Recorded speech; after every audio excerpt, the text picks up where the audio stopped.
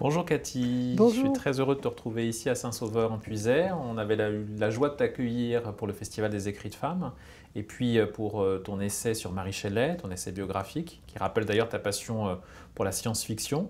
Ton dernier ouvrage est d'ailleurs un ouvrage de science-fiction, Mémoire des temps futurs, Ouais. qui a été publié je crois l'année dernière. Alors il y a quelques mois quand tu m'as appelé pour me dire « Frédéric, j'aimerais bien organiser quelque chose pour les 50 ans du MLF à Saint-Sauveur-en-Puisaye ». Bien sûr, moi j'ai répondu avec enthousiasme, puis on a été rattrapé par la crise sanitaire, donc on a reporté cette célébration, mais on s'est dit on va quand même pas manquer l'anniversaire des 50 ans, ça se fête, et on a trouvé ensemble, on a imaginé cette série d'entretiens qui sont tournés ici dans la maison de Colette. On est ici dans la chambre d'adolescente de Colette, qui fut la chambre de sa demi-sœur Juliette. Et dès le départ, quand tu as imaginé cette série d'entretiens, tu l'as imaginé en écho à l'ouvrage de Geneviève Brisac, Sisyphe est une femme, qui est une réédition augmentée du remarquable La Marche du Cavalier, qui est une série de textes, de portraits consacrés à des femmes de lettres oubliées ou négligées. Alors, ma première question, avant d'en venir même au MLF, c'est comment s'articule pour toi cette question de l'invisibilisation des femmes dans la littérature ou dans les arts et les luttes menées par les femmes du MLF au début des années 70. S'articule de la même façon, c'est-à-dire c'est la même chose en miroir. Il y a soit les femmes invisibles dans la société, aussi bien leur travail, aussi bien économiquement, aussi bien les choses qu'elles peuvent faire en dehors de l'économie. Et d'autre part, il y a tout ce travail poétique, de maintien d'une culture, de passage d'une histoire, etc., qui n'apparaissait pas beaucoup plus dans la société. Moi, quand j'ai relu le livre de Geneviève Brisac, je me suis rendu compte qu'entre le moment où il avait été écrit et le moment où elle le republie, beaucoup de choses déjà avaient changé. C'était environ 17 ans, je crois, d'écart. Et ça a déjà suffi pour qu'on commence à se dire « nous avons une œuvre derrière nous, et qui le sait ?» Alors bien sûr, nous avons du succès, nous avons des lectrices et des lecteurs, on sait très bien que nous sommes lus et qu'il y a des échanges avec les personnes autour de nous, mais dès que nous passons le cercle des initiés, des lecteurs, etc., la plupart du temps, ça n'existe pas. C'était pareil pour le mouvement des femmes quand on a commencé à vouloir en parler, c'est-à-dire parler des femmes dans une société où elles faisaient tout ce que font les femmes, mais où ça n'apparaissait pas comme très important. Voilà. Alors pour nous c'était important puisque nous avions été élevés par des femmes et nous savions quel effort et travail il avait fallu faire pour maintenir une présence dans cette société. Voilà. Et c'est pour ça un petit peu que nous avons créé le MLF, pour faire connaître et comprendre ce qui avait amené hommes et femmes, parce qu'il faut bien dire les choses aussi, les hommes sont partis avec nous sur la même ligne, disons, et pourquoi tout d'un coup, au fur et à mesure que les aides féminines les aidaient à avancer, elles nous retenaient en arrière. C'est un peu un des problèmes du mouvement des femmes, on pourra en parler. Donc on s'est dit, il faut absolument mettre à jour cette question, être femme, pourquoi, comment, qu'est-ce que c'est, qu'est-ce qu'on pense que c'est.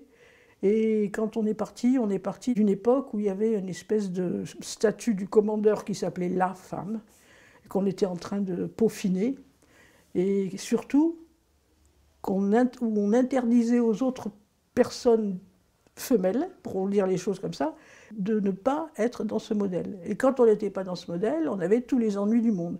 C'est de ça qu'on est parti, pour faire un mouvement de libération des femmes, c'est-à-dire se libérer de la femme et se libérer ensemble en tant que femme. Voilà. Alors, on reparlera avec Geneviève Brisac tout à l'heure, ensemble vous échangerez sur ces liens qu'il y a entre la reconnaissance des femmes de lettres et les luttes des femmes. Je voudrais moi qu'on fasse un peu un acte pédagogique et qu'on tente d'expliquer ce qu'a été le mouvement de libération des femmes et ce qui demeure aujourd'hui de ces combats. Alors comme c'est un anniversaire, c'est les 50 ans, un anniversaire ça se fête et il faut une date anniversaire et cette date elle a été fixée au 26 août 1970. Que se passe-t-il ce jour-là? Ce jour-là apparaît dans l'espace public, devant les médias, qui n'étaient pas très nombreux mais qui étaient là quand même parce qu'on les avait prévenus, un groupe de femmes, on était 9, plus 2 ou 3 autour de nous qui ne pouvaient pas se montrer, mais qui distribuaient les tracts, etc., On est arrivé à 9 à l'Arc de Triomphe, on a déposé une gerbe à la femme inconnue du soldat. Et notre idée, c'était, puisque les femmes sont invisibles, le soldat inconnu que personne ne connaît, on s'est dit qu'il avait peut-être une femme. Et que cette femme, alors là, plus personne ne l'évoquait, ne serait-ce que, ou une mère, hein, mais on n'allait pas chercher où ça en était. La question, c'était le féminin qui fait l'homme disparaît des pages des livres d'histoire. Et des hommages qu'on peut faire, que la nation, tout d'un coup, parce qu'aux soldats inconnus à l'époque, c'était encore plus solennel, il y avait des anciens combattants qui venaient, ils avaient une histoire et ils la racontaient. Et nous, on disait, dans cette histoire, il y avait eu une guerre, et dans cette guerre, les femmes, elles participaient d'une manière ou d'une autre. C'était peut-être pas toujours au front, sauf qu'il y avait effectivement des infirmières et des choses comme ça, mais surtout, elles avaient une participation active. Elles ont payé le prix de la guerre. Et personne dans la nation, en 1970, n'avait idée que c'était le cas. Voilà. Donc nous, on est arrivés, et on avait fait exprès de faire un acte un peu d'éclat, sur un terrain où on n'était pas censé être attendu, parce qu'on pouvait, en tant que femme, on avait beaucoup plus de liberté que certaines autres à d'autres époques. On marchait dans la rue relativement sûrement, on avait gagné un certain nombre de choses, dont notamment à l'époque c'était déjà la contraception grâce au travail aussi des médecins hommes et des médecins femmes. Mais il y a eu ce moment où il fallait quand même qu'on dise, il n'y a pas que ça, on a toute la société à conquérir. Et pour la conquérir, eh bien, on va s'installer là où les gens ne nous attendent pas. Et c'est à peu près, à mon point de vue, ce qu'a fait le mouvement des femmes pendant très longtemps. C'est-à-dire qu'à chaque fois qu'on a voulu poser la question des femmes en premier, pas forcément uniquement, mais en premier, on s'est retrouvé avec des gens qui ne voyaient pas quoi en faire. Et il fallait l'expliquer à chaque fois. Ça va aussi bien pour les universités que pour les gens qui travaillent et qui tout d'un coup se retrouvent à tel niveau, au même niveau que les salariés hommes, etc., et qui disent « bon, mais moi j'ai fait tant d'années, etc., on est sur le même terrain », et il fallait expliquer qu'on avait la même valeur puisqu'on était sur le même terrain. Ça s'appelle l'histoire du plafond de verre, c'est-à-dire c'est le moment où les salaires des hommes continuent à monter, où la hiérarchie les coopte et où les femmes restent à l'endroit où on les laisse. Voilà. Alors, revenons à ce moment-là, à ce moment de naissance, donc au 26 août 1970. On parle de ces 9 femmes, on peut peut-être citer le nom de ces 9 femmes. Donc il y a Cathy Bernheim d'abord. Ouais. Il y a Christiane Rochefort, Monique Wittig, Christine Delphi, Mano de Lesseps, Janine Serre et Frédéric Dabert. Donc ça, ce sont les 9. Vous connaissiez préalablement, évidemment. Oui, plus ou moins. C'est-à-dire, c'était typique de ce qu'a été le mouvement des femmes, des cooptations d'amitié, de rencontres avant. Christiane Rochefort, avec quelques amis, connaissait Monique Wittig depuis longtemps, mais pas très longtemps. Moi, j'ai connu Christiane Rochefort un peu avant. J'oublie évidemment la personne qui m'avait introduite au mouvement des femmes. C'était Monique Bourroux, qui n'est plus parmi nous maintenant, et qui vraiment était une amie que j'avais rencontrée au moment où je travaillais au théâtre. Lucernaire, et à ce moment-là, un jour, elle m'a dit, il se passe quelque chose d'extraordinaire à Vincennes, il y a des idées qui circulent, les femmes sont en pleine forme, elles commencent à réclamer le droit de dire des choses aussi, et du coup, je suis allée voir, et c'est par ça que je suis arrivée tranquillement au mouvement des femmes. Autour de Christiane Rochefort, il y a un petit groupe qui s'appelait les Petites Marguerites. Oui, on va reparler. Oui. Voilà. Et donc ce petit groupe, on s'est posé la question du 26 août, parce que c'était le jour où les femmes américaines fêtaient l'amendement qui leur donnait le droit de vote. Leur avait donné le droit de vote en 1920, je crois, puisque effectivement c'était les 50 ans. Et on s'est dit, il faut qu'on dise quelque chose en soutien à ces femmes qui faisaient des manifestations aux États-Unis assez importantes déjà, parce que le mouvement dit de libération des femmes aux États-Unis était déjà assez important et travaillait déjà depuis longtemps sur la question. Et nous, on s'est dit, il faut quand même qu'on fasse savoir que depuis quelques mois, des groupes se réunissent, commencent à discuter de la question des femmes et de ce qu'on appelait l'oppression des femmes, c'est-à-dire la façon dont les femmes restaient maintenues à un certain niveau de la société. En tout cas, il y avait déjà une dimension internationale, en tout cas la volonté de fédérer des luttes au-delà des frontières nationales ou géographiques, d'où ce choix de la date du 26 août en écho donc aux grèves qui étaient organisées à ce moment-là aux États-Unis. Oui, absolument. Par ces premiers groupes. Alors, le 26 août, c'est aussi, donc vous êtes là toutes les 9 à l'Arc de Triomphe, vous arrivez avec votre gerbe, je crois que c'est Christine Delphi qui a la gerbe dans les bras. Ouais. Vous avez quelques pancartes avec des slogans. C'est des banderoles qu'on tient par deux. Donc c'est pour ça qu'on était 9, parce qu'il y avait 4 banderoles, 8 plus une devant avec la gerbe, ça faisait 9. Alors qu'est-ce qu'on avait comme slogan par exemple sur ces On avait un homme sur deux est une femme, ce qui était la moindre des choses, parce qu'au cas où il ne se rappelle pas. À l'époque, il y avait à peu près 3 milliards de gens sur Terre, et ça faisait quand même 1,5 milliard de personnes. Et on trouvait que c'était le moment de leur dire. Parce que c'était difficile de dire à qui on parlait. Mais ce qu'on voulait, c'était vraiment faire comprendre alors, à ceux qui pensaient que les femmes étaient très bien là où elles étaient, il ne fallait plus qu'elles bougent, etc. Et à ceux et celles, parce que je dis plutôt celles que ceux dans ces cas-là, pensaient que quelque chose n'allait pas dans ce destin des femmes prévu par la société. Et nous, on disait simplement, ça y est, nous, on a trouvé, on essaye de bouger. Et ça nous plaît beaucoup, en plus, parce qu'on s'était beaucoup amusé. Alors, on s'était notamment beaucoup amusé à préparer cette action, à se poser la question de qu'est-ce qu'on pourrait faire vraiment. Et on n'avait pas encore été comme les Femen au point de se dire on va peut-être se mettre torse nu sous l'Arc de Triomphe. Mais on s'était dit, il faut quand même que ce soit sérieux, parce que c'est vraiment un sujet sérieux qui ne doit pas être pris à la légère. Donc il y avait un homme sur deux est une femme, il y avait la femme inconnue du soldat, et puis d'autres dont je ne me souviens pas, mais ça fait rien, parce qu'au fur et à mesure, à chaque fois que je raconte, je me souviens d'autres, alors ça finira par faire une espèce de somme des slogans. Et comment vous êtes accueillis sur place ? Eh bien, on est accueillis par la police, que nous ne savions pas qu'il y avait des policiers pour l'Arc de Triomphe. Ils n'étaient pas nombreux, mais ils étaient surtout très ahuris. Alors, première chose, on arrive, Christine avec sa gerbe, les autres avec nos pancartes, et aussitôt, à ce moment-là, de chaque côté, il y a un flic qui arrive et qui replie tout ça. Moi, c'est au point que celui qui est venu me prendre le bâton que j'avais tenu dans les mains, il me dit rien. Il prend le truc et moi je lui tends parce que je pensais qu'il voulait aller mettre la banderole avec les autres devant le soldat inconnu. Mais pas du tout, ils ont tout replié en vitesse et ils nous ont poussés à l'intérieur du poste de police qu'on ne savait pas qu'il existait dans le pilier de l'Arc de Triomphe, dans des piliers, sans ménagement mais sans méchanceté parce qu'ils étaient tellement ahuris qu'ils se demandaient juste, il ne fallait pas que ça reste. Il fallait d'autant pas que ça reste qu'on avait eu une amie journaliste qui avait fait du bon travail, qui avait fait le tour des rédactions un 26 août 70 où il se passait strictement rien dans les rédactions, du moins à portée de regard de journalistes. Les hommes s'étaient dit, et les femmes et les photographes, mais surtout les hommes, s'étaient dit « Ah, ben on va voir ce que c'est une histoire de femmes à l'Arc de Triomphe ». Donc on avait des photographes. Et les photographes, voyant que ça se passait si vite, commençaient à dire « Mais débattez-vous, faites quelque chose, il faut qu'il y ait du spectacle. » Et vraiment, ils n'étaient pas contents, quoi. Ils ne s'étaient pas déplacés pour rien. Alors donc c'est le moment où je raconte toujours qu'avec ma grâce éléphantesque, je fais le tour un petit peu en essayant d'échapper aux gardiens de la paix qui essaient de me tenir tant bien que mal et me pousser vers le pilier de l'Arc de Triomphe où mes amis étaient déjà rentrés.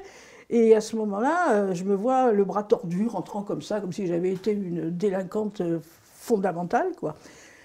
Et c'est là que je me suis dit, il y a quelque chose qui ne va pas. On manifeste absolument pacifiquement, mais on n'avait pas demandé l'autorisation. Mais à cette époque-là, ça ne se faisait pas trop.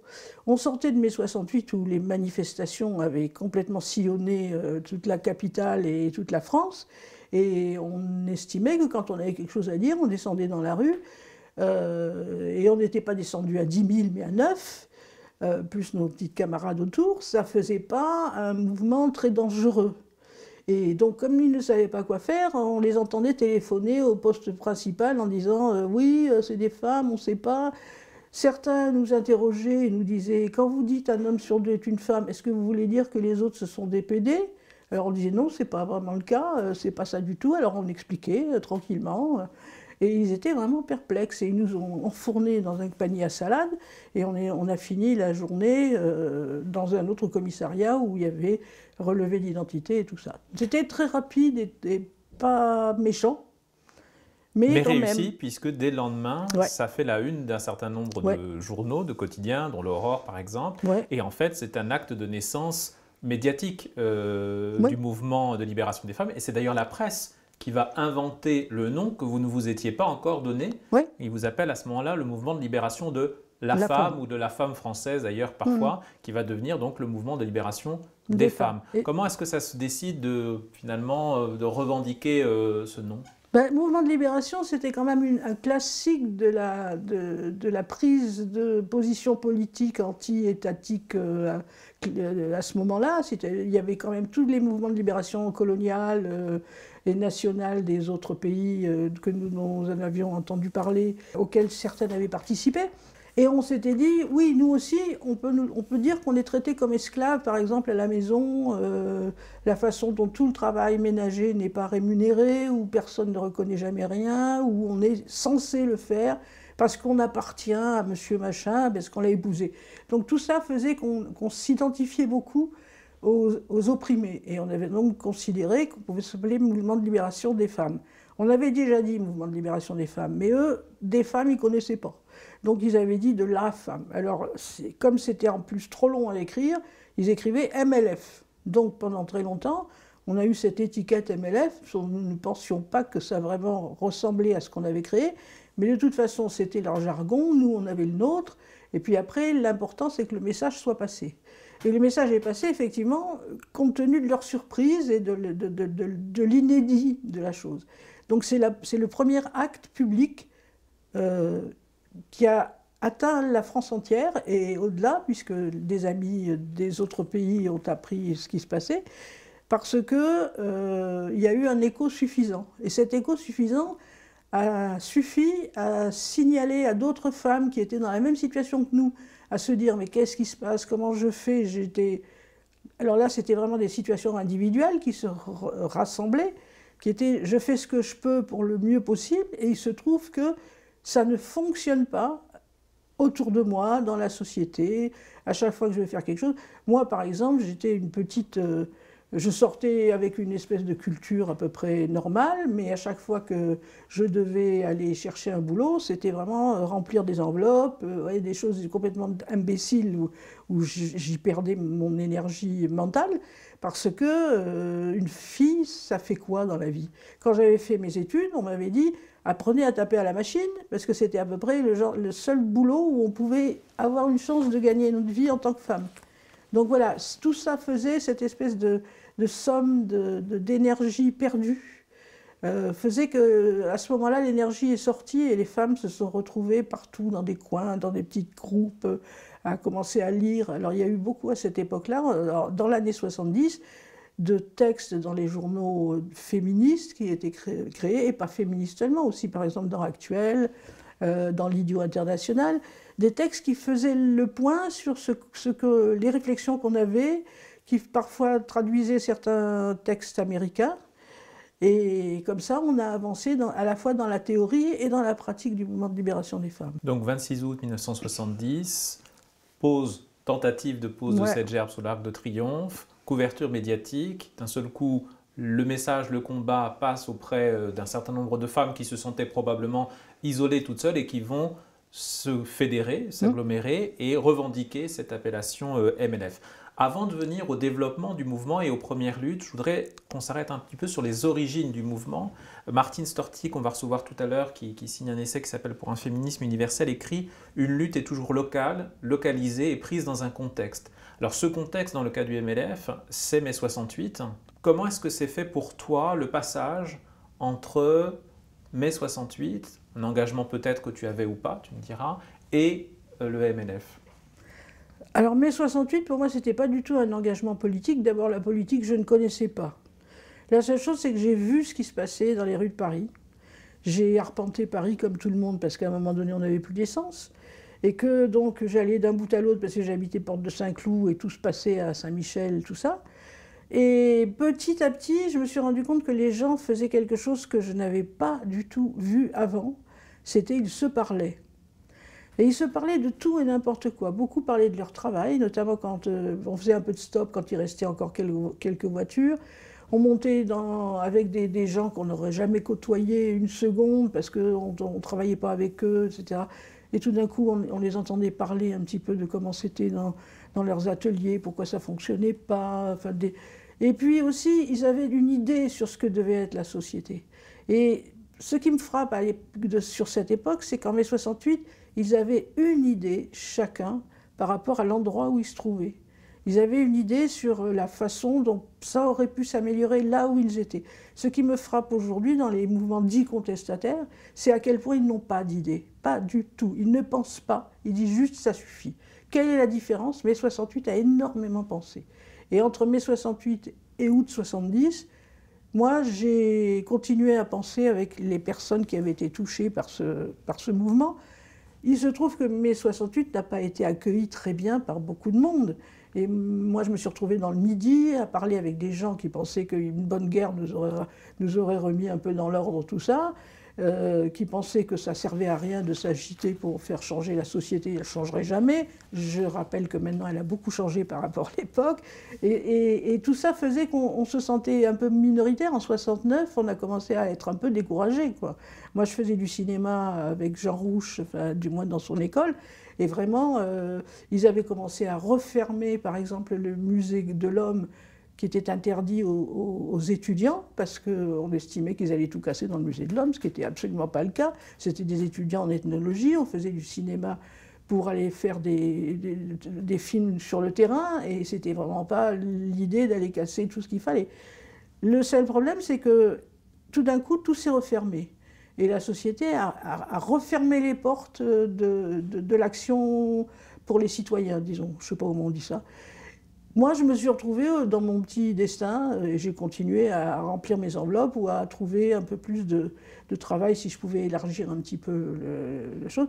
Et jusqu'au moment où, effectivement, quand les idées qui continuaient à courir sont arrivées, notamment à la faculté de Vincennes, ce qui était la première faculté où on pouvait s'inscrire sans avoir aucun diplôme de quoi que ce soit. On allait et on participait à des discussions, à des cours, on pouvait apprendre des choses avec des noms qui sont aujourd'hui extrêmement connus. Je ne vais pas les citer, mais enfin, il y avait énormément de philosophes, de psychanalystes et tout ça, et toutes ces idées circulaient. Et cette circulation, tout d'un coup, les filles qui participaient à ça se sont dit, mais nous aussi, on a notre mot à dire sur tout ça.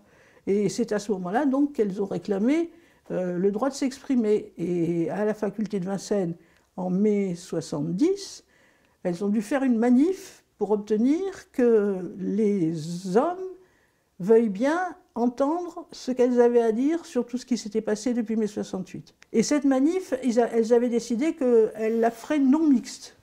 Et c'est ça un peu aussi pour moi un des actes de naissance du mouvement des femmes, c'est-à-dire que cette non-mixité, c'était la première fois qu'on l'entendait dire dans la société où nous nous trouvions. Parce que tous les autres discours, par exemple, il y avait eu quelques groupes, mais très petits, de personnes qui s'interrogeaient sur le rôle des masculins-féminins dans la société, comme féminin-masculin à venir. Et ces groupes-là, il y avait quelques hommes qui venaient, mais ce n'était pas possible de poser les questions en tant que femme. Et cette question en tant que femme s'est posée notamment à Vincennes en mai 70. Et à ce moment-là, moi, j'étais là-dedans, simplement sur cette question, sur la question de la place des femmes auprès de ces nouvelles idées, disons. Voilà, disons ça comme ça. Alors parmi ces petits groupes non mixtes que tu commences à côtoyer, à fréquenter, il y en a un qui t'est particulièrement cher, on l'a évoqué tout à l'heure, c'est le groupe des Petites Marguerites. On peut peut-être expliquer l'origine du nom d'abord et qui compose ce groupe. Alors l'origine du nom, c'est tout simple, c'est un film de Vera Chytilova qui a été tourné en 68 au moment du printemps de Prague. C'est-à-dire le moment où la Tchécoslovaquie, qui s'appelait comme ça à l'époque, a essayé de se débarrasser du joug communiste. Ils étaient derrière le rideau de fer. Il y a eu cette école tchèque de grands cinéastes de l'époque, dont Miloš Forman, dont d'autres, qui ont fait des très beaux films qu'on regardait à la cinémathèque. Et on a vu passer une espèce de brûlot absolument impertinent de deux jeunes filles complètement lâchées en liberté dans n'importe quoi dans la société, se comportant très très mal comme ne doivent pas se comporter les jeunes filles, ayant en même temps une certaine idée de la liberté très précise, pas ma liberté opprime les autres, mais laissez-moi vivre. Voilà, un petit peu c'était ça l'idée de ce film qui était plein d'élan, plein d'énergie, plein de joie. Et le groupe autour de Christiane Rochefort, qui étaient ses amis, alors là, vraiment, qui y avait dedans? J'ai un peu de mal. Il y avait Micha Garrigue, ça je sais, parce que c'était une amie depuis longtemps. Il y avait Rachel Mizrahi, c'était les deux personnes dont je sais qu'elles étaient des amies de longue date de Christiane. Après, il y avait d'autres filles que je n'ai pas forcément rencontrées. Je sais qu'il y avait les sœurs Dassin. Il y avait Monique Bourroux qui est arrivée après et qui petit à petit ont commencé donc à se dire qu'elles allaient s'appeler les petites Marguerite. Il y avait Monique Wittig aussi, pardon, qui vraiment, bon pareil, il y avait des discussions avec Christiane Rochefort justement sur la littérature. Et toutes ces filles avaient qu'une envie, c'était d'être heureuses, de s'amuser et de pousser un peu cette société qui essayait de remettre le couvercle sur la femme que nous étions chacune, ne le sachant pas et ne le voulant pas. Donc elles ont commencé à faire des réunions, des fêtes, partir en vacances ensemble, avoir de longues discussions comme on en avait eu dans les rues de Paris à une époque. Enfin vraiment ouvrir les vannes, quoi, à ouvrir les portes. Alors parmi les personnalités qui composent ce groupe des Petites Marguerites, j'aimerais qu'on s'arrête sur deux personnalités qui sont à la fois importantes dans l'histoire de la littérature et l'histoire du mouvement des femmes et que probablement les jeunes générations ne connaissent pas ou mal. D'abord Christiane Rochefort, qui fait un peu quand même figure d'aînée, puisqu'elle est née en 1917, elle n'est pas du tout de la même génération que vous toutes. Quelle place elle occupe au sein du groupe? Est-ce qu'elle agit justement en femme qui a déjà traversé un certain nombre d'épreuves, ou au contraire, est-ce qu'elle est aussi juvénile que vous? Est-ce qu'elle vous fait profiter de sa reconnaissance déjà en tant qu'écrivaine, que romancière à l'époque? Alors, Christiane Rochefort, c'est un cas exceptionnel, et moi j'aime beaucoup parler d'elle, parce que d'abord, quand je l'ai connue et quand nous l'avons connue, j'avais aucune idée du fait qu'on avait tant d'années de différence. Elle est née en 1917, moi en 1946, donc vous voyez, on a peut-être 30 ans au moins, si je m'y ai compris. Et vraiment, je ne voyais pas la différence entre Christiane et moi. Je veux dire, vraiment à aucun point de vue. Deuxième chose, je commence par moi, comme par hasard, c'est toujours intéressant pour les écrivains de se mettre en avant. Deuxième chose, j'avais lu du Christiane Rochefort parce qu'elle avait effectivement une œuvre derrière elle qui était vraiment importante, comme les stanzas Sophie, qui avait fait un peu de bruit dans la société française parce qu'elle commençait à poser la question de la conjugalité, de la sexualité obligatoire pour les femmes dans ce cadre, etc. Et j'avais lu ça comme on lit des romans d'apprentissage de la société dans laquelle on va arriver. Elle avait une espèce d'impertinence et de regard absolument froid sur ce qui était censé être nos valeurs de femmes, si on peut dire, c'est-à-dire l'amour, la conjugalité. Alors notamment, je me rappelle d'une chose qui m'avait frappée, c'est à un moment donné, elle racontait que un de ses amants, qui était, je crois, un peintre, mais qui en fait se laissait un peu aller à ne pas continuer son œuvre comme il aurait dû, avait lu son premier livre, les Stanzas Sophie, qui ont eu énormément de succès, et il lui avait dit « Ma pauvre, tu ferais bien de repriser des chaussettes ». Et au bout d'un certain temps, Christiane, je crois qu'elle l'a écrit, dit, en fait, je me suis rendu compte que ce qu'il disait, c'est tu ferais bien de repriser mes chaussettes. Et c'était toute la différence. Et c'est comme ça qu'on a inventé aussi un slogan qui disait prolétaires de tous les pays qui lavent vos chaussettes. Parce que c'était l'idée aussi que les femmes faisaient tout ce boulot invisible. Alors parlons des chaussettes, mais c'est vrai que ça n'a plus beaucoup d'importance aujourd'hui, on en rachète d'autres, elles ne sont pas chères. Mais à l'époque, il y avait des histoires de laver le linge. Christiane a fait aussi une ode à la machine à laver. Alors la pauvre, maintenant si je dis que c'est comme ça qu'elle a été connue, mais qui disait vraiment ça m'a libéré du temps pour pouvoir faire autre chose. C'est un peu ce que dit Virginia Woolf aussi. Donc reprenons, Christiane Rochefort avait donc une œuvre assez conséquente quand on l'a connue. Donc elle avait cette espèce, mais pas une autorité vraiment, elle partageait avec nous ce qu'elle avait pu comprendre de l'existence, et de l'existence en tant que femme, puisqu'elle avait déjà réfléchi là-dessus. À côté d'elle, il y avait Rachel Mizrahi, qui était sa complice et son amie, et qui était écrivain aussi. et qui, avec elle, toutes les deux, elles avaient publié le bouquin de John Lennon, dont je ne me rappelle pas le titre, mais qui était assez rigolo, quoi. C'était Quatre garçons dans le vent, mais là, il était tout seul, et il avait fait un livre assez sympa. Elle travaillait un peu comme ça sur tous ces textes qui ont... Je sais qu'elle avait travaillé aussi avec Olympia Press, qui avait un goût assez sulfureux pour la littérature, bref. Et toutes ces femmes, Christiane et d'autres, avaient des réseaux d'amis à travers le monde. Elle connaissait par exemple beaucoup d'écrivains israéliens. Et ce réseau d'amis tissait une espèce de contre-culture qui n'était pas la contre-culture officielle, genre actuelle, qui est arrivée après, mais vraiment une culture de réflexion et de libération à travers les arts. Alors l'autre personnalité assez différente d'ailleurs de Christiane Rochefort, c'est Monique Wittig, Ouais. Qui elle a une œuvre qui est plutôt en devenir à ce moment-là. Est-ce qu'on peut parler de Monique Wittig et du rôle qu'elle va jouer auprès de vous au sein du MLF? Oui, on peut parler de Monique Wittig, d'autant qu'elle était très présente à l'époque et que pendant longtemps, elle est restée sur le même terrain que nous. Voilà, nous moi, plus tard. Ça veut dire que, bon, elle a écrit son livre L'Opoponax avant. Alors je ne sais plus si c'est pour ce bouquin, pour l'Opoponax, qui était un très beau livre qui donnait la voix à des anonymes enfants. C'est-à-dire que c'était la première fois qu'on lisait en littérature le point de vue de l'enfant, mais qui n'était même pas nommé comme tel, il n'y avait pas de prénom. Ou s'il y en avait, c'était comme des litanies, elle faisait une littérature qui était à la fois du nouveau roman et à la fois de la poésie, alors que Christiane avait une façon d'écrire beaucoup plus proche de la vie quotidienne des gens, qui était très lue et qui a été très lue très longtemps. Il y a très peu de temps que plus personne ne lit Christiane Rochefort, parce que notamment l'éditeur qui s'en occupe ne s'en occupe pas. Bon, on va dire les choses comme ça. Donc Monique Wittig, c'était de la recherche formelle vers quelque chose, on sentait qu'elle était en recherche d'une littérature qui soit en rupture par rapport à la littérature plus classique. Et par rapport à ça, il y a récemment un livre qui est sorti aux éditions X qui s'appelle Le chantier littéraire, où on voit sa recherche de comment, par exemple, pourrait-on parler des femmes, dire « je » quand on n'est pas ce je masculin qui a parcouru la littérature masculine, disons, enfin, la littérature en général, mais la plupart du temps, ce sont des hommes qui disent « je ». Et moi, je me rappelle avoir eu des grandes discussions avec Théo, qui s'est appelé Théo plus tard, Monique Wittig, justement pour se poser la question, qu'est-ce qu'on peut faire qui soit lisible en même temps? Alors, ça a fini par le corps lesbien, où son jeu est un J avec une barre slash et un E. C'est-à-dire, elle note qu'il y a une coupure dans la personne qui parle, et cette coupure, c'est la non-cohésion dans la société où on est, celle qui dit « je ». Et moi, je me rappelle à l'époque, je ne voulais plus mettre de majuscules nulle part.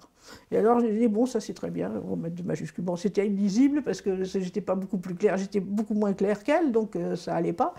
Mais on avait une espèce de discussion littéraire qui paraissait hors contexte, puisqu'on était en même temps en train de faire une discussion sur comment agir auprès, par exemple, les femmes, des jeunes filles mères du Plessis-Robinson qui étaient opprimées dans une espèce d'institution faite pour dire aux filles « Ah, vous avez eu des enfants avant 15-16 ans, alors maintenant vous allez vivre comme des parias dans une espèce d'institution où vous êtes complètement surveillés de partout, pas le droit de sortir avec votre bébé qui est votre destin pour le restant de votre vie de fille-mère », on disait fille-mère à l'époque. Tout ça, c'était des luttes précises, et puis tout d'un coup, on avait des soirées où on s'amusait, et des soirées où on discutait littérature, et tout ça s'organisait très très bien.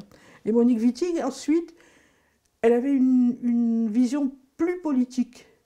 Et bizarrement, maintenant que j'y repense, Christiane avait aussi une vision très politique, mais c'était pas la même politique. Et je pense que Monique Wittig, d'abord, je pense qu'elle avait fait partie de quelques groupes maoïstes, mais là, il faudra vérifier, hein, je ne suis pas très au courant. Et elle pensait au peuple des femmes, voilà. Et ce qui me paraît important, et qu'on ne souligne peut-être pas suffisamment quand on parle de la naissance du MLF, c'est que dès le départ, la littérature, la culture, l'art a été intrinsèquement mêlé aux revendications politiques. Vous en reparlerez, j'imagine, tout à l'heure avec Geneviève Brisac. Je voudrais maintenant parler du développement du MLF. On a parlé de sa naissance, de ses origines. Très vite, tu l'as dit tout à l'heure, avec la médiatisation soudaine et un peu inattendue, peut-être inespérée de cet événement, de cette tentative de pose de la germe, beaucoup de femmes vont à ce moment-là rejoindre ce qui n'est pas encore un groupe, mais qui va devenir un groupe. La question que je me pose, c'est d'où venaient ces femmes? Est-ce que le MLF, c'est un mouvement essentiellement parisien, essentiellement citadin, ou est-ce qu'il y a des petits MLF un petit peu partout en France? Alors ça dépend de l'époque. Moi, j'ai écrit un bouquin sur la naissance du MLF, et jusqu'en 72, le MLF était plutôt issu de groupes parisiens et alentours, mais moins de ce qu'on appelait la province à l'époque. C'est-à-dire que petit à petit, les groupes se sont formés ailleurs et ont fini par essaimer et faire un mouvement de libération des femmes, ce que moi j'ai appelé ensuite, et beaucoup d'entre nous avons appelé, le mouvement de libération des femmes, c'est-à-dire un mouvement de femmes dans des coins de toute la France, et d'ailleurs c'était la même chose dans d'autres pays. C'était vraiment la libération des femmes qui importait. Et le groupe n'était pas seulement parisien à ce moment-là, parce que tout le monde est venu avec son bagage. Et ce qu'il y a eu de assez miraculeux pendant les 2 premières années du mouvement, c'est que ce bagage, c'est comme si on posait nos bagages un petit peu autour de nous, on ouvrait une valise ou une autre, on disait « bon, qu'est-ce que tu as apporté ?» On mettait ça au milieu et on regardait si ça pouvait intéresser l'une ou l'autre. S'il y a quelqu'un qui s'intéressait, alors je n'ai pas, il faut que je trouve une idée là, mais je ne me rappelle pas exactement les sujets, mais voilà, à la place des femmes dans l'institution universitaire.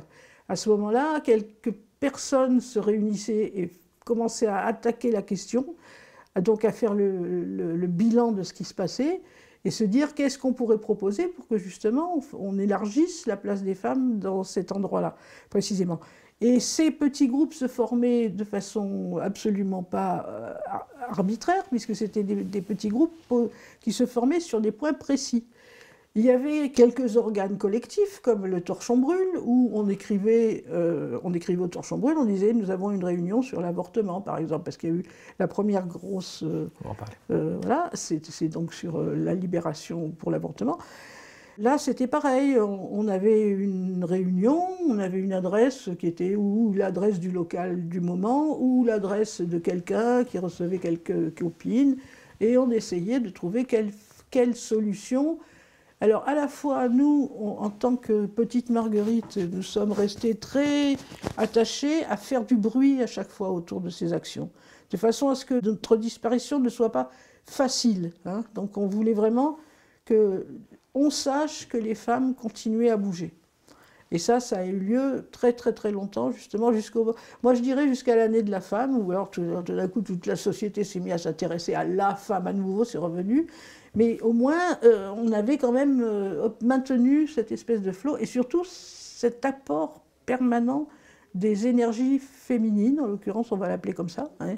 Et on ne disait pas encore féministe, parce que c'était alors un peu l'histoire du mouvement des femmes de cette époque, c'est qu'on ne savait pas du tout qu'il y avait eu des féministes avant.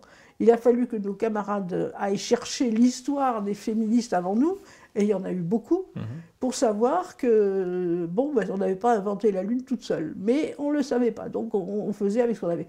Et un des revues qu'on avait publiées s'appelait « Libération des femmes, année zéro ». Parce que année zéro, voilà, on y était, ça y est, super, on repart. Mais on ne savait pas qu'on repartait, on pensait qu'on était sur la ligne de départ, voilà. Et qu'est-ce que c'était la question? Non, c'était justement au départ comment s'organisaient ces réunions. Ouais. À Paris, par exemple, la réunion avait lieu souvent aux Beaux-Arts, j'ai vu, non? Il y a eu ce qu'on appelait les AG. Les AG, voilà. Alors, je voudrais donner une idée de l'ambiance qui régnait à ce moment-là pour se faire une idée de ce qu'était le MLF. Et je voudrais citer un extrait d'une lettre que tu écris à Christiane Rochefort, qui est sur le blog Rebelle. On verra la référence à la fin de notre entretien.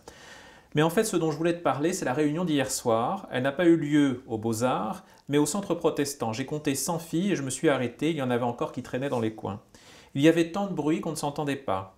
Il y avait les nouvelles, certaines, qui demandaient des comptes, et nous qui justifions le bordel par leur présence, et elles, à qui ça plaisait pas, qu'on les appelle nouvelles à tout bout de champ. Et quelqu'une qui voulait qu'on explique l'Arc de Triomphe, parce que, disait-elle, ce qu'en disait la presse bourgeoise l'avait plutôt inquiétée. Et une autre qui s'est traitée elle-même de petite bourgeoise, la culpabilisation jusqu'au bout. Et Monique, qui faisait plus que jamais guerrière, mais guerrière sans voix. Rachel, puis plus oiseau que jamais, perché sur une table. Daniel, qui a résumé la situation et les tendances. Celle qui ne s'appelle pas Guylaine ni Clotilde, mais quelque chose de ce genre, avec les cheveux frisés, a quêté pour les Palestiniens. Et comme d'habitude, j'ai pris la parole et je l'ai perdue en cours de route. C'est pour justifier l'existence de groupes cinéma, théâtre, poésie. À propos, il y a eu un fou rire à l'énoncé du groupe Poésie avec un P majuscule de rigueur. On a donné nos histoires de groupe, on s'est répartis par quartier. Je dois te dire que je n'y ai pas vu très clair et je n'étais pas la seule. Est-ce qu'on peut parler de l'ambiance de ces réunions? Comment ça se passait? Christine Delphi, quand elle se souvient de cette époque, insiste beaucoup sur la bonne humeur et même l'humour qui régnait à ce moment-là. Absolument. Il n'y avait absolument pas d'anathème, à quelques exceptions près, des mauvaises coucheuses dès le départ, si je pourrais dire les choses comme ça. Et donc, à part ça, je dirais c'est un peu comme dans une famille où on s'aime vraiment. C'est-à-dire qu'on était là en train de dire, bon ben voilà, qu'est-ce que c'est que ton truc? Qu'est-ce que tu veux faire de la poésie alors qu'on veut faire de la politique? Enfin, il y avait des trucs comme ça qui paraissaient, puis tout d'un coup la fille disait, mais enfin, il y a ce sujet très important, et vous ne vous rendez pas compte, vous êtes en train de parler de n'importe quoi à la place. Il y avait une espèce d'énergie, de passion, mais cette passion n'attaquait pas les autres. Elle essayait juste de les entraîner. Et donc, il y en avait qui se laissaient entraîner, et disaient « Ah ouais, c'est vrai, elle a raison, c'est plutôt ça que le reste. » Et puis, il y avait celles qui ne voulaient pas, et puis ils ne voulaient pas, puis qui étaient obtuses, et qui ne comprenaient pas pourquoi il fallait s'occuper alors de tas de choses qui étaient annexes, et qui venaient aussi beaucoup des groupuscules gauchistes issus de mai 68. Parce que pendant ce temps-là, la société continuait à évoluer, mais pas toujours dans le bon sens. Et il se trouvait qu'il y avait des groupuscules qui ont réussi à vraiment complètement brouiller le message de ce qu'était mai 68, cette espèce d'élan collectif qui était extrêmement généreux, en essayant de faire des petites armées pour aller attaquer tel machin et tel truc. Bon, dans le mouvement des femmes, ça n'a pas existé pendant très longtemps. Très très longtemps. Et quand je dis très longtemps, à part des petits groupes qui ont tout d'un coup fait scission parce qu'elles n'étaient plus d'accord avec elle et que ça allait pas et que ceci, ça, je parle de petits groupes, je ne parle pas d'un certain groupe avec un autre, on en reparlera peut-être. Tout ça disant qu'on avançait ensemble et quand on n'était pas d'accord, on tournait les talons, on allait faire notre truc. On avait le droit ou pas d'utiliser le nom de mouvement de libération des femmes. Si on était assez nombreuses pour signer un tract de ce nom, on le faisait. Si on était 3, on se disait c'est peut-être pas la peine, je ne suis pas un mouvement à moi toute seule, et ça fonctionnait aussi. Et 3 personnes pouvaient revenir lire le texte qu'elles avaient envie d'envoyer à tel journal, ou voilà. Tout ça fonctionnait sans anathème et sans... comme si on avait tout l'espace devant nous, tout l'espace de la liberté. Et c'était effectivement parce qu'on était justement en train de se libérer. Et cette libération, c'est un peu comme si vous ouvrez les portes de la prison. Au début, je pense que les prisonniers ne se tapent pas dessus en disant « moi je vais aller là et puis toi tu ne vas pas y venir ». En général, ils auraient tendance à s'entraider pour essayer d'échapper au plus vite à ce qu'ils ont connu et essayer d'aller reprendre leur place dans la société. On faisait pareil. Et ça marchait très très bien. Et alors c'était effectivement un désordre monumental parce qu'il n'y avait pas d'organisation. Personne ne disait « voilà la chef de la soirée qui va nous expliquer ce qu'il faut faire, de quoi on doit parler tout de suite, etc. » Ça, c'était des systèmes de groupuscules gauchistes ou autres, et du Parti communiste avant, etc., où on commençait, alors aussi, et d'ailleurs ça, quand on a vu arriver des Américaines qui commençaient à dire « mais peut-être vous pourriez essayer de vous laisser parler un peu plus longtemps les unes les autres, parce que il y en avait qui réagissaient tout de suite, et au bout d'un certain temps, ça tassait un petit peu le débat. Et nous, on était là en train de dire ben, « quoi, si elle veut parler, elle a qu'à parler, quoi ». Puis ça s'est pas passé comme ça, au bout de, disons, un an et demi, ces grandes âgées, elles n'ont pas eu l'efficacité nécessaire. Sauf à prendre contact, c'est un peu comme si vous aviez un raout, tout d'un coup, tout le monde est là, ah, tiens, toi tu fais ça, moi je fais ci. Alors on se disait ça dans les petits coins, mais ça faisait plus un discours total de toutes les femmes qui étaient là. Alors on l'entend, il y a beaucoup de différences, il y a beaucoup de divergences, il y a parfois des oppositions, mais malgré tout, il y a dans ce maelstrom des consensus sur un certain nombre de luttes qui vont marquer la naissance du MLF. La première de ces luttes, c'est celle pour l'avortement libre et gratuit, avec le célèbre manifeste des 343, et puis la loi Veil. Quel a été le rôle du MLF dans cette avancée capitale pour les droits des femmes? Alors le MLF qui n'étaient pas le MLF, puisque c'était ce mouvement. Parmi elles, il y avait des avocates, il y avait des médecins, il y avait des femmes qui, par ailleurs, sur d'autres terrains, étaient en train de lutter, et notamment contre cette fameuse loi qui interdisait l'avortement aux femmes, et qui faisait des dégâts énormes sur la santé des femmes, puisqu'il y avait des femmes qui mouraient d'avortements clandestins, étant donné qu'il se passait n'importe où, n'importe comment, et n'importe qui disait « bon, ben, je vais vous faire passer ça moyennant telle somme », c'était pas du tout humain pour une société soi-disant évoluée. Donc ce qu'il a fallu faire, c'est réclamer l'abolition de cette loi. Les médecins femmes et les médecins hommes se sont ligués, ceux qui voulaient que l'avortement soit autorisé pour les femmes, le droit de choisir ses enfants, quand on les fait, avec qui on les fait, ça c'est la moindre des choses, puisqu'on avait quand même essayé de se battre aussi contre les mariages forcés, contre les mariages arrangés, tout ça c'était une chose qui était évidente pour une libération, et il fallait aussi avoir le droit de choisir un enfant si je veux, quand je veux.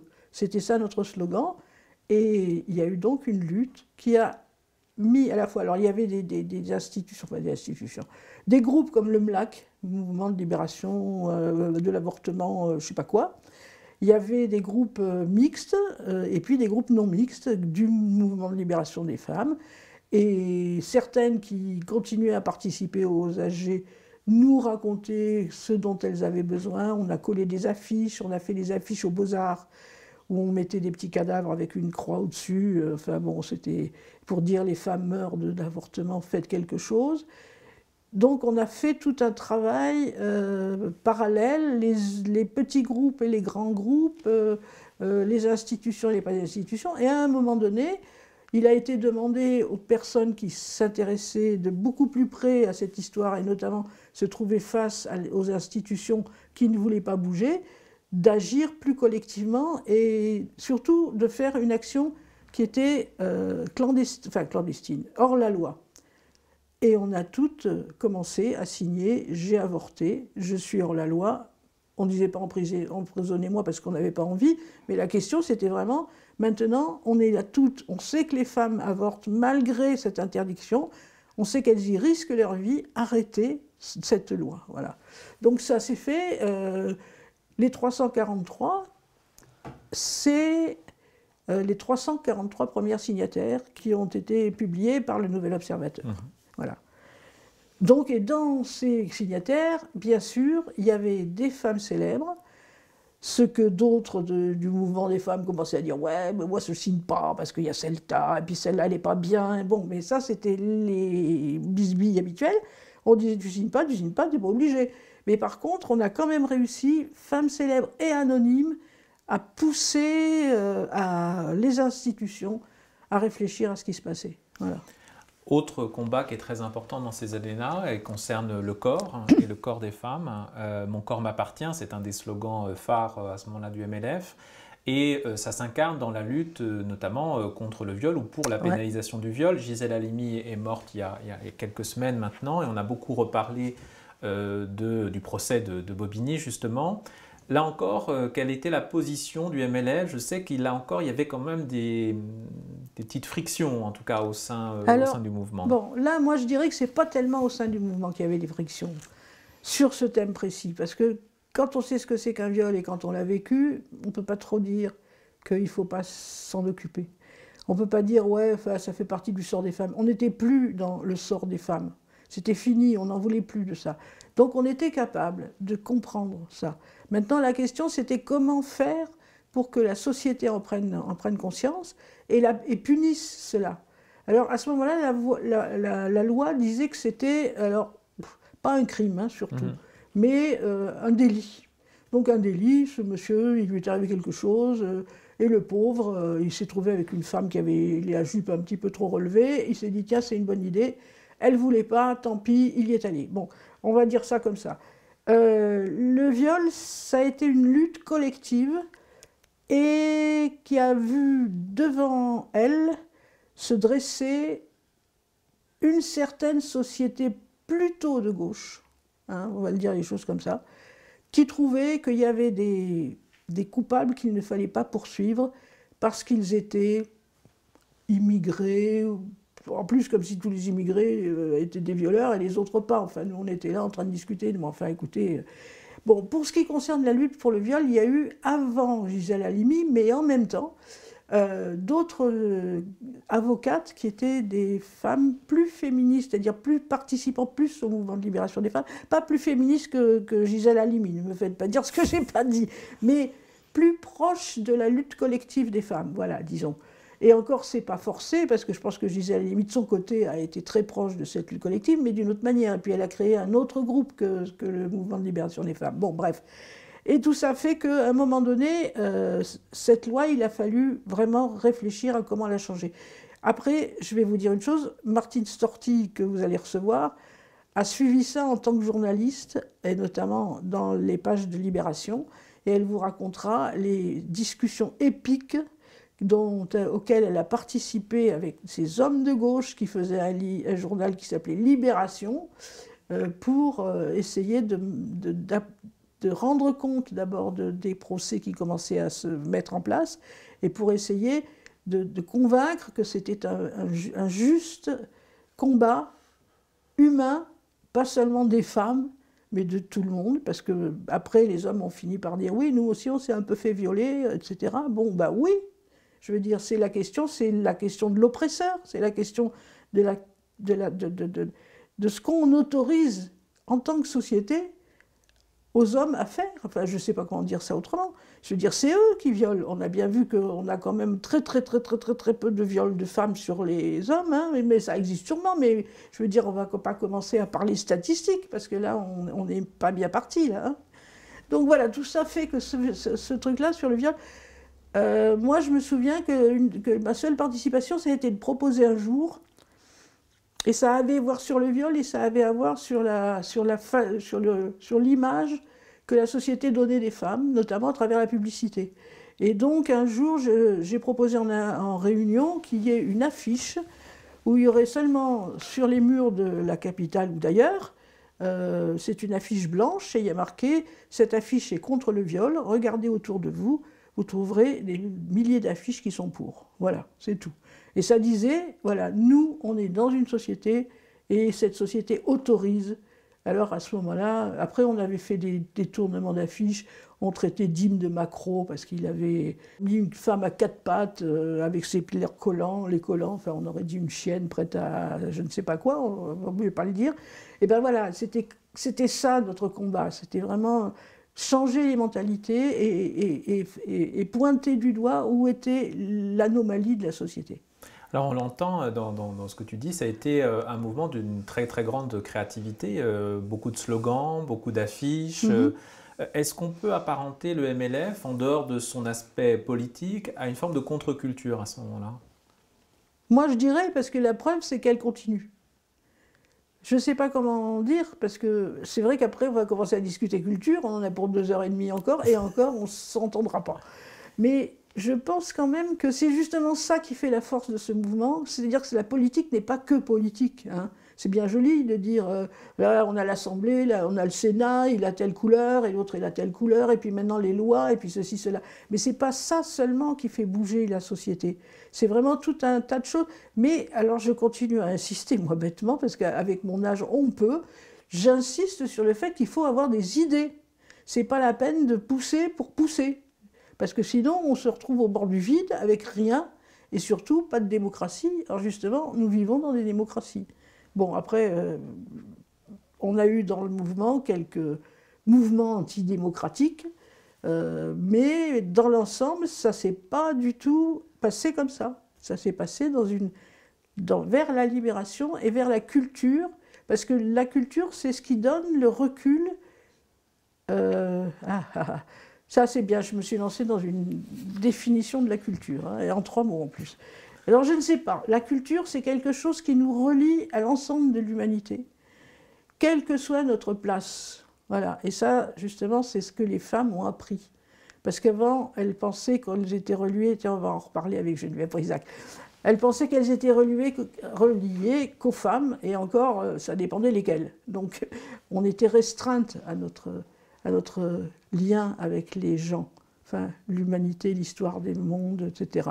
Alors, on a parlé de la naissance, des origines, on a parlé des premiers combats, il y en aurait beaucoup à évoquer d'autres. Je voudrais qu'on parle d'héritage, puisque on entend dans tes propos à l'instant, quand tu insistes sur le fait d'avoir des idées, qu'il y a aussi un regard qui est peut-être critique, on va le voir, sur les combats d'aujourd'hui, puisque le féminisme ou les féministes, puisqu'on utilise maintenant le pluriel, sont au devant de la scène, y compris médiatique, beaucoup ces dernières années, et sans doute à raison. Et on a l'impression que 50 ans après le MLF, on a une ligne de partage, ou en tout cas, tantôt le MLF est vu comme une sorte de temps béni, et tantôt est perçu comme un moment funeste, quasiment une époque funeste pour le combat des femmes. Est-ce que tu dirais que le MLF, c'est un mouvement générationnel, c'est-à-dire qui s'est arrêté finalement à bout d'un moment, ou un moment intergénérationnel? Alors c'est là où la question est, est-ce qu'on parle MLF ou est-ce qu'on parle mouvement de libération des femmes? Est-ce qu'on parle de la libération des femmes et de la liberté des femmes? Ou est-ce qu'on parle d'un moment précis historique qui forcément s'est arrêté, hein, un peu comme qu'on dirait les gens qui ont cru en 1920 que la création du PCF, je crois que c'était à l'époque, allait libérer l'humanité. En 1970, ils savaient que c'était plus le cas, hein, on est d'accord. En 90, ils ont heureusement découvert que les sociétés communistes n'étaient pas du tout ce qu'elles disaient être, et ils se sont libérés. Donc les mouvements politiques sont tributaires des sociétés dans lesquelles ils évoluent. La liberté des femmes, c'est autre chose, et la liberté de tout le monde, c'est autre chose. Et la liberté, c'est un bruit qui court, je dirais, effectivement qui passe par la culture. Là, j'avoue que je suis assez fière de ça.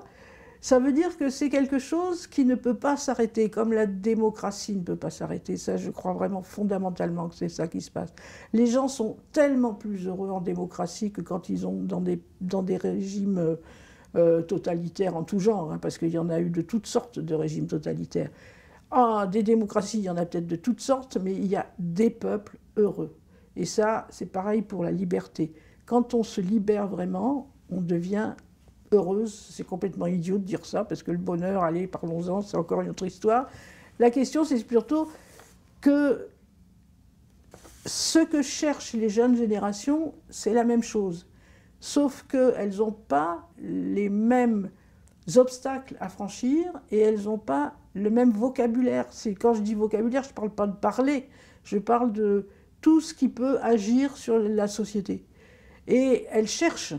Alors, parmi ces jeunes femmes qui veulent se libérer et qui se réclament du féminisme, chose que nous ne faisions pas, hein, je rappelle, on ne se réclamait pas du féminisme parce qu'on ne s'était pas inscrite dans une histoire précise, spécifique aux femmes, où quelques hommes étaient venus se greffer en disant « on vous aime bien, on va vous aider à vous libérer, par exemple, à voter, ou etc. » Nous, non, on n'était pas dans ça, on était dans « libérons-nous comme se libèrent les peuples quand ils sortent du colonialisme ». Je rappelle qu'à cette époque, on s'est aussi battu contre le colonialisme à l'époque. Donc, quand on s'entend dire que ce n'était pas le cas, on dit « allez voir ce qui se passait, ne restez pas à croire ce que vous disent ». Et alors, ce que vous disent qui? Un certain nombre de personnages dont je ne sais pas d'où ils sont et où ils viennent, mais qui ont sûrement été des gens qu'on rencontre à tous les niveaux et à toutes les époques des sociétés un peu en crise, disons, qui essayent de mettre un cadre précis dans cet espoir de liberté. Moi, je les vois, il y a des actions qui sont formidables. Par exemple, j'ai vu une action, je ne sais même plus dans quelle ville, où il y a des femmes qui se sont réunies, elles ont porté, elles sont sorties dans la rue avec leurs vêtements, et chacune disait « voilà ce que j'ai porté quand j'ai été violée ». Et c'était une façon de dire, quand on va dans un procès et qu'on dit « voilà, je viens de me faire violer », on lui dit « est-ce que vous aviez une jupe courte ? Est-ce que vous n'étiez pas un peu aguicheuse ?» etc. Les femmes sont venues avec les vêtements qu'elles portaient au moment où elles avaient été violées. D'autres, peut-être, elles n'avaient pas été violées ou elles n'avaient pas ces vêtements-là, mais l'important, c'était qu'elles étaient nombreuses et qu'elles disaient « ça ne peut pas se faire comme ça ». Dans un tribunal, on ne demande pas à une victime de viol si elle n'aurait pas par hasard aguiché son violeur. Voilà.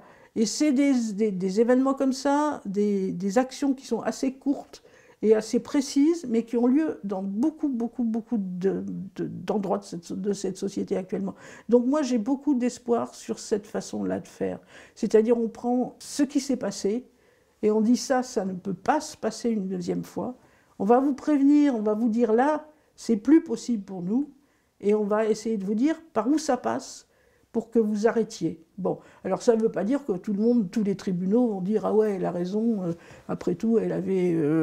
comment ça s'appelle, le crop top le crop top et le bikini, et que c'était normal qu'elle se fasse violer, quoi. Je veux dire, il y en aura sûrement encore qui continueraient à dire ça. Mais l'idée, c'est que vraiment, c'est pas une idée qui va rester une idée partagée par l'ensemble de la société. Voilà, c'est ça l'important. Alors on le comprend, les luttes sont incessantes, elles n'ont en tout cas pas cessé. Et ma dernière question, puisque tu parlais de bonheur tout à l'heure, Cathy, je voudrais reprendre le titre de l'essai de Geneviève Brisac. Si Sisyphe est une femme, quand sera-t-elle heureuse? C'est la bonne question, et je pense que même c'est la question de notre intervention. Et quand je dis quand sera-t-elle heureuse, je me demande c'est sera-t-elle heureuse? Parce que je ne suis pas sûre. Alors bon, après, si vous voulez, on fait de la philosophie, mais ça c'est encore un autre sujet. Moi, j'ai toujours aimé Camus, j'ai toujours absolument adoré et sa façon d'écrire et sa façon de penser. Et cet homme pensait par moments qu'il fallait chercher le bonheur, et par moments il trouvait ça une absurdité totale. Et admettons que quand on est un peu, on pourrait dire ça, lucide, on accepte d'être lucide et à la fois désespéré et heureux. Est-ce que ça peut faire comme ça? Mais on va dire heureuse, puisque nous sommes plusieurs maintenant à dire heureuse. Merci Cathy. Merci.